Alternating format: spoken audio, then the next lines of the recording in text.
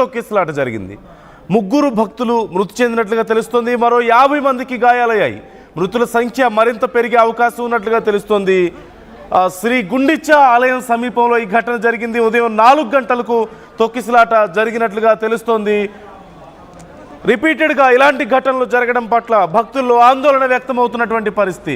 మరింత సమాచారం మా ప్రతినిధి సత్యం నాయుడిని అడిగి తెలుసుకుందాం. సత్యం నాయుడు, డీటెయిల్స్ ఎలా ఉన్నాయి? అసలు తొక్కిసలాటకు అక్కడ కారణం ఏంటి? ప్రస్తుతం అక్కడ పరిస్థితి ఏంటి? నందు చూస్తే కనుక పూరి జగన్నాథ్ రథయాత్ర మాత్రం 27వ తేదీన ఘనంగా నిర్వహించారు. పూరి జగన్నాథ్ గుడి దగ్గర నుండి 4 కిలోమీటర్ల దూరంలో ఉన్న ఉండీచ గుడి దగ్గరకు మాత్రం రాత్రి 1 గంట సమయానికి 3 రథాలు కూడా చేరుకున్నాయి. తండోలుగా తరలించిన భక్తులు ఎటువంటి అసౌకర్యాలు కానీ ఎటువంటి సంఘటన చోటు చేసుకోలేదు. కాకపోతే ఉండీచా గుడి వద్ద మాత్రం ఈ 3 విగ్రహాలను 9 రోజుల పాటు భక్తులు దర్శనార్థమై అంగట్లో ఉంచడం జరుగుతుంది. ఎక్కడైతే ఆలయ ప్రాంగణంలో ఉన్నటువంటి భద్రతకి ధీటుగానే అక్కడ కూడా భద్రత మాత్రం ఏర్పాటు చేస్తారు. కాకపోతే తొలి రోజు ఏదైతే రథయాత్రలో పాల్గొనే దేశం నలుమూలలు వచ్చిన భక్తులు ఉన్నారో ఆ దేవాలయ ఏవైతే రథాలను దర్శించుకునేందుకు వస్తున్నటువంటి జనాన్ని దృష్టిలో పెట్టుకుని ఏర్పాట్లు చేసినప్పుడు కూడా తెల్లవారుజామున 4 గంటల సమయంలో ఒక్కసారి భక్తులు తాకిడి పెరిగింది. ఎందుకంటే తొలి రోజు రథయాత్రలో పాల్గొలేకపోయాం, కనీసం 2వ రోజైనా సరే ఆ స్వామివారిని దర్శించుకుందా అన్నట్లు ఉత్సుకత లక్షలాది మంది భక్తులు ఆ గుండీచా ఆలయం దగ్గర చేరుకున్నారు. ఎంత భద్రతను కట్టుదిట్టం చేసినా కూడా తొలి రోజు ఆర్టీవీ కూడా చెప్పడం జరిగింది. ఎందుకంటే తండాలుగా తరలివచ్చిన భక్తులను దృష్టిలో పెట్టుకొని పోలీసులు భద్రత అదేవిధంగా కట్టుదిట్టం ఏర్పాటు చేస్తే తొలి రోజే తొక్కిసలాట చోటు చేసుకుంటుంది అన్న విషయాన్ని కూడా సూచించారు. కాకపోతే ఎండ లేకపోవడం, వాతావరణం చల్లగా ఉండడం వల్ల చాలా మంది స్ప్రో కోల్పోయిన పరిస్థితి.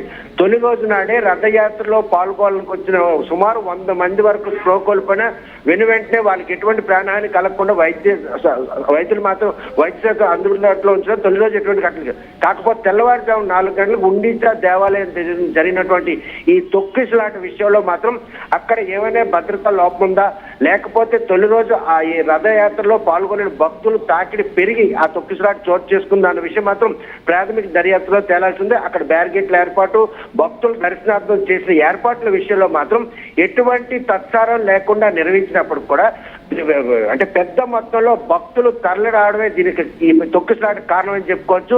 3 రథాలు అంగట్లో ఉంటాయి. ఆ దేవతా మాత్రం అంటే ఈ విషయంలో ఒకవేళ ఏమన్నా అధికారులు అంచనా వేయలేకపోయారా? ఎంతమంది భక్తులు వస్తారు అనే విషయంలో ఏమైనా అంచనా తప్పిందా? లేకపోతే వచ్చినటువంటి భక్తులను ప్రాపర్గా గైడ్ చేసే విషయంలో వాళ్ళని కంట్రోల్ చేయడం కానీ ఈ తొక్కిసలాట్లు జరగకుండా గైడ్ చేసే విషయంలో ఏమైనా కొంత సమన్వయ లోపం ఏదైనా కారణం అయి ఉండొచ్చు అంటారా? నందు చూస్తే కనుక పూరి జగన్నాథ్ యాత్రకు మాత్రం ముందుగానే ఎంతమంది వస్తారనే ఉద్దేశాన్ని మాత్రం పూర్తిగా అసెస్ చేస్తుంటారు ఒడిశా ప్రభుత్వం. ఎందుకంటే గతంలో జరిగినటువంటి ఘటనలు పునరావృతం కాకుండా ఉండేందుకు రైల్వే స్టేషన్లు, బస్ స్టాండ్లు, ఏదైతే హైవే నుండి వచ్చిన వాహనాలు వీటన్నిటిని కూడా కట్టడి చేయడం, రైల్వే స్టేషన్కి వచ్చినటువంటి ప్రయాణికులు మాత్రం ఆ గుడి వద్దకు చేరేందుకు అవసరమైనటువంటి ట్రాక్ ఇవన్నీ కూడా ఇచ్చిన నేపథ్యంలో ఎటువంటి ఘటనలకు తావు లేకుండా భద్రతా ఏర్పాట్లతో పాటు కట్టుదిట్టమైన ఏర్పాట్లు చేసినప్పుడు కూడా భక్తులు తాకిడి పెరగడమే ఈ ఘటనకు కారణం అని కూడా అధికారులు చెప్తున్నారు.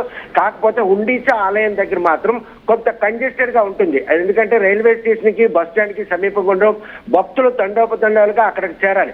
ఎందుకంటే ఆలయ ప్రధాన ఏదైతే పూరి జగన్నాథ్ ఆలయం ఉందో ఆలయం దగ్గర చేరుకోవాలంటే మాత్రం సుమారు 4 నుండి 7 కిలోమీటర్లు నడిచెళ్లవలసి ఉంటుంది. ఈ 4 కిలోమీటర్ల నడక తగ్గినట్టు ఉండీచా దేవాలయం దగ్గర ఉన్నటువంటి ఆ రథాల పైన ఉన్నటువంటి ఆ విగ్రహమూర్తులను దర్శించుకోవాలనేటువంటి ఆసక్తి, ఉత్సుకత ఈ రోజు లక్షలాది మంది భక్తులు అక్కడ చేరుకున్నారు. చేరుకున్న విషయాన్ని మాత్రం అడుగున భద్రత చర్యలతో పాటు ట్రాఫిక్ కంట్రోల్ విషయంలో చర్యలు చేపట్టినప్పుడు కూడా తొలి రోజు పాల్గొనలేనటువంటి భక్తులు మాత్రం ఈ రోజు ఆదివారం కావడంతో శనివారం సాయంత్రమే పూరి పరిసర ప్రాంతాలను కూడా భక్తజన సంద్రంగా మారింది. ఆ స్వామివారిని దర్శించుకోవాలంటే ఉత్సుకత తెల్లవారుజామునే వెళ్లే చేసిన ప్రయత్నంలో ఈ తొక్కిసలాట చోటు చేసుకుందని మాత్రం ఒడిశా అధికారులు మాత్రం నిర్ధారిస్తున్నారు. కాకపోతే వారు మాత్రం ఎంత మేరకు క్రౌడ్ వస్తుందన్న విషయాన్ని మాత్రం ముందే పసిగడతారు. ఎందుకంటే రైల్వే స్టేషన్ లో అదే బస్ స్టాండ్ కొంచెం క్రౌడ్ ని అసెస్ చేసుకొని సుమారు 2 కిలోమీటర్ల మేరకు వాహనాలు ఏవి అనుమతించకుండా నేరుగా ఆలయం దగ్గరికి అంటే నడక మార్గంకి వచ్చేందుకు తగిన ఏర్పాట్లు చేశారు. మనం కూడా క్షేత్రస్థాయిలో పరిశీలించాం.